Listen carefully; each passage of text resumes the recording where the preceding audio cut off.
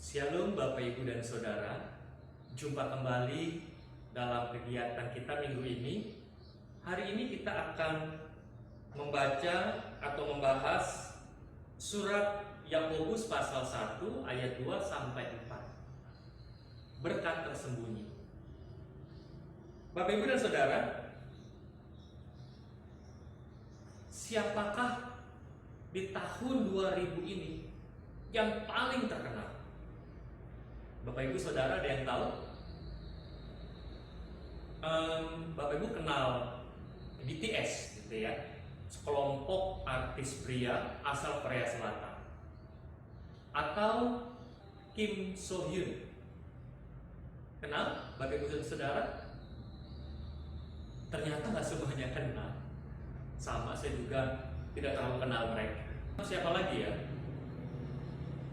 Artis Hollywood berbadan tinggi besar. Dulu dia atlet Smackdown, Dwayne Johnson. Semua kenal? Seringkali berpenampilan dengan kepala pelontos atau tanpa rambut. Bapak Ibu Saudara semua kenal? Ternyata juga tidak semua kenal. Masih kalah terkenal dengan yang satu ini. Kalau yang satu ini, semua hampir kenal dia. Mulai dari anak saya yang berusia 4 tahun sampai orang yang lanjut usia. Dari mulai para pedagang kaki lima sampai para pebisnis besar. Dari mulai kaum terpelajar sampai mereka yang di pedalaman, yang buta huruf pun kenal dia. Begitu populer. Ada yang memberi like, ada banyak juga yang unlike. Kehadirannya mengundang perhatian, membuat dia bagaikan selebriti, mengalahkan para selebriti kelas dunia. Siapa dia? Orang sering menjulukinya Tulah. Orang juga ada yang menyebutnya malaikat maut. Ada juga yang menyebutnya musibah. Tetapi ada banyak juga yang menyebutnya blessing in disguise. Berkat tersebut. Atau blessing in disguise kalau mau diartikan secara lurus, berkat di balik musibah. Kenapa kok disebut berkat di balik musibah? Apakah ada orang yang menggunakan kesempatan dalam kesempitan di tengah-tengah situasi musibah itu sehingga bisa mengatakan berkat di balik musibah? Mari Bapak Ibu, kita melihat kembali bagaimana surat Yakobus ini dituliskan untuk meneguhkan pengharapan, juga memotivasi semua orang menghadapi situasi-situasi yang dialami. Bapak Ibu, dari sebutan-sebutan tadi, namanya dikenal orang sebagai COVID-19. Atau itu sebuah singkatan dari Coronavirus Disease 2019. Semua pasti kenal dia. Betul kan Bapak Ibu? Ada orang yang mengeluh, ada orang yang berteriak minta tolong, tapi ada juga orang yang mampu bersyukur, bahkan menggunakan kesempatan ini untuk sesuatu yang produktif. Kita akan melihat orang-orang yang bisa menggunakan kesempatannya dalam kehidupannya untuk hal yang produktif di tengah situasi yang orang menyebutnya tulah, yang orang menyebutnya musibah, yang orang menyebutnya malaikat. Bapak Ibu, surat dari Rasul Yakobus ini mengajak kita untuk melihat lebih dalam setiap pengalaman-pengalaman, situasi-situasi kehidupan kita, dan kita bisa menempatkannya dalam rangka atau dalam kerangka iman dan pengharapan. Surat Yakobus pasal 1 ayat 2 sampai 4. Saudara-saudara, anggaplah sebagai suatu kebahagiaan apabila kamu jatuh ke dalam berbagai-bagai pencobaan. Sebab kamu tahu bahwa ujian terhadap imanmu itu menghasilkan ketekunan. Dan biarkanlah ketekunan itu memperoleh buah yang matang, supaya kamu menjadi sempurna dan utuh dan tak kekurangan suatu apapun. Bapak, Ibu, dan Saudara, pencobaan, ada orang yang menyebutnya musibah. Ada orang juga menyebutnya petaka. Ada orang yang juga menamainya kesial. Tapi bagaimana dengan kita, orang-orang yang percaya pada Kristus di dalam iman dan pengharapan kita?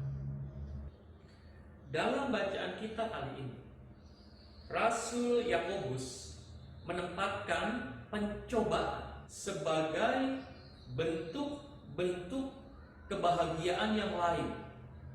Atau dengan kata lain, pencobaan adalah bentuk lain dari kebahagiaan. Loh, bagaimana mungkin? Musibah, petaka, celaka bisa dianggap sebagai suatu kebahagiaan. Lihatlah bagaimana Rasul Yakobus menempatkan situasi buruk, pencobaan, disguise ke dalam pola pikir dan cara melihat yang positif.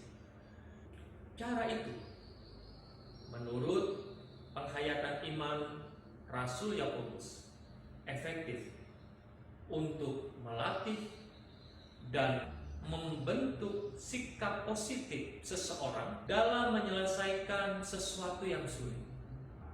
Membuat seseorang akan lebih terpacu semangat dan selalu memiliki harapan di tengah-tengah situasi terburuk sekalipun. Kalau kita melihat di ayat yang keempat, dan biarkanlah ketekunan itu memperoleh buah yang matang, supaya kamu menjadi sempurna dan utuh dan tak kekurangan suatu apapun. Bagaikan seorang petani yang membersihkan ladangnya, tanamannya dari semak-semak duri di tengah teriknya matahari.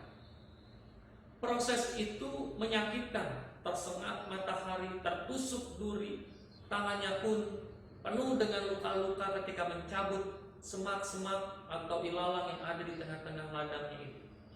Tetapi ketika dia mengerjakan itu di tengah situasi yang sulit seperti itu, dia dengan tekun mengerjakannya. Karena apa?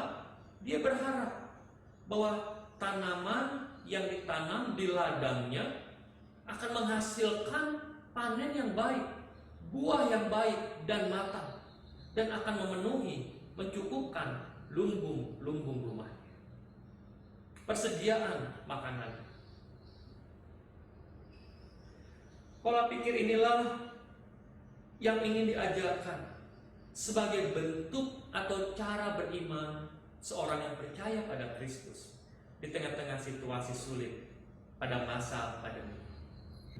Kita semua diajak untuk memiliki pola pikir, cara melihat yang diperbarui di tengah situasi yang kita hadapi.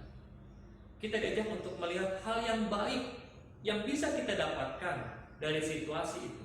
Kalau orang biasanya terpuruk dengan musibah, kita diajak berpikir dengan cara berbeda.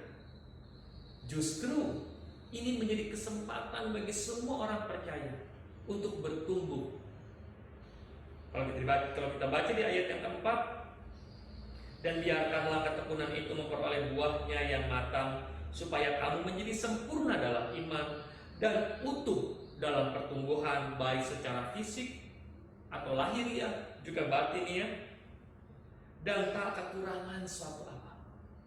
Artinya, kita tak mudah mengeluh dengan situasi yang ada. Mari kita lihat di masa pandemi ini, apa yang sebelumnya tidak kita kuasai, sekarang kita kerjakan. Mari kita lihat berapa banyak orang yang sebelumnya tidak menguasai teknologi, perkembangan komunikasi, dan sarana internet. Dan saat ini mereka menjadi begitu melek teknologi, melek menggunakan internet. Berapa banyak orang yang saat ini bertumbuh dalam perekonomian mereka dengan produk-produk rumahan yang mereka buat, yang laris di pasaran. Semua berangkat dari situasi yang buruk, yang orang menyebutnya musibah, yang orang menyebutnya petaka, yang orang menyebutnya tulah, yang orang menyebutnya kesialan. Karena kehadiran sang selebriti si COVID-19. Betul, ada banyak orang yang menjadi korban COVID-19 ini, baik nyawa, baik pekerjaan mereka, baik usaha-usaha mereka. Tetapi kita juga melihat ada banyak peluang kerja baru, peluang usaha baru, hasil adaptasi atau berdamai dengan COVID-19 ini. Hasil adaptasi, berdamai dengan situasi atau pencobaan. Hasil dari pemaknaan yang benar, melihat dengan benar, berpikir dengan benar ketika ada dalam situasi sulit atau pencobaan. Bapak, Ibu, dan Saudara, saat umat Tuhan mengalami pencobaan, percayalah, Tuhan menyediakan jalan keluar. 1 Korintus pasal 10 ayat 13. Dan percayalah, di balik pencobaan-pencobaan yang kita alami, di sana juga tersedia berkat Tuhan yang tersembunyi bagi kita. Kita hanya butuh ketekunan, kita hanya butuh pengharapan, kita hanya butuh iman yang teguh ketika kita bergulat dalam pengalaman-pengalaman hidup kita. Kiranya Tuhan memberkati